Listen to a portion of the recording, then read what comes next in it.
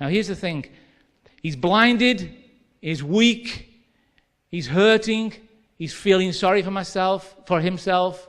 He's probably thinking, can anybody even remember me? Now I'm down here and I'm blind. He can't see what's going on. And a lot of people feel like that. They feel like, how can I get God how can I get this dream? How can I get his plan for my life? And they feel disconnected. Well, here's what I've discovered. I've discovered in the darkest times is when God can speak to you.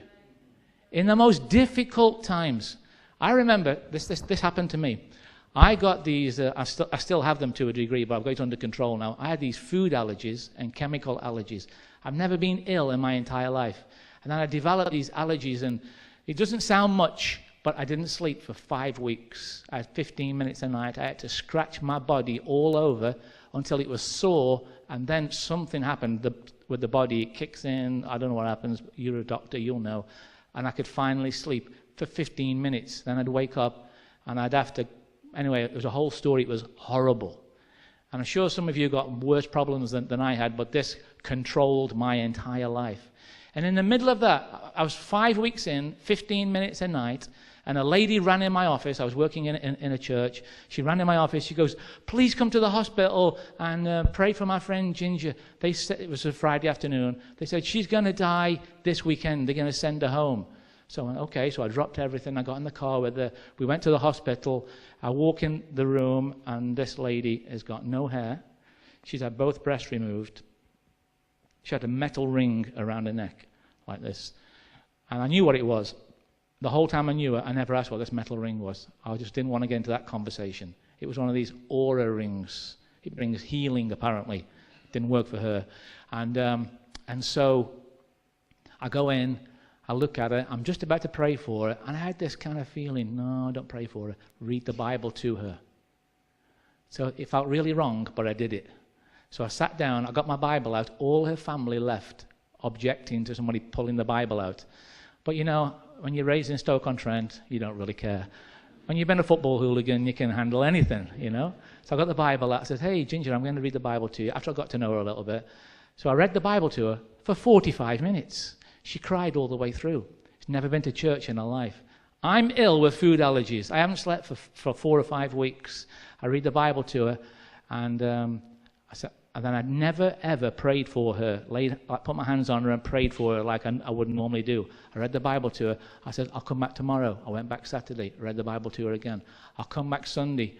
Her family said, she probably won't be here on Sunday. I went back Sunday, she was there. I went back Monday. All I did was keep reading the Bible to her. I never once asked her till the very end, what was wrong with you? I would just read the Bible to her. And to be honest, I didn't know what I was going to read when I walked in the room. But it's amazing how God will give you a plan. It's amazing how God will speak when you dare do things like this. I was reading the Bible to her. She'd cry every time, just gently, and I'd read the Bible. I'd find another verse come in my mind. I'd do that.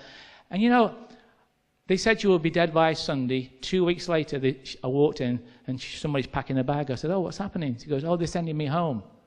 And I'm doing a lot better. I'm fit to go home. I can get my children back, and I can have my children for 3 or 4 hours a day.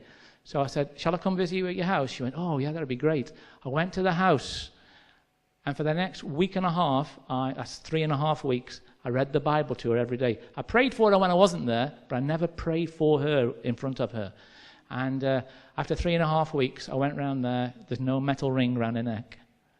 Her hair's beginning to grow back a little bit, but she's wearing a wig. And she's all happy. She goes, you'll be pleased to know I got the all clear.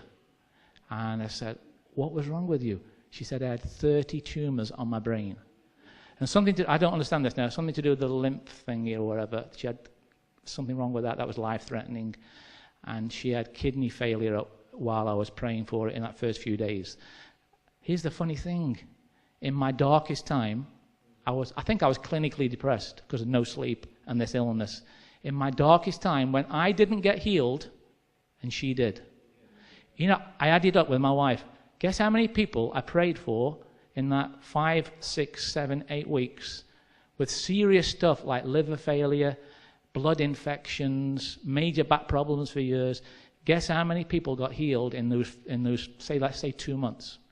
Every single person I prayed for. Guess who got worse? Me. I can't explain that. In my darkest time were some of my greatest moments.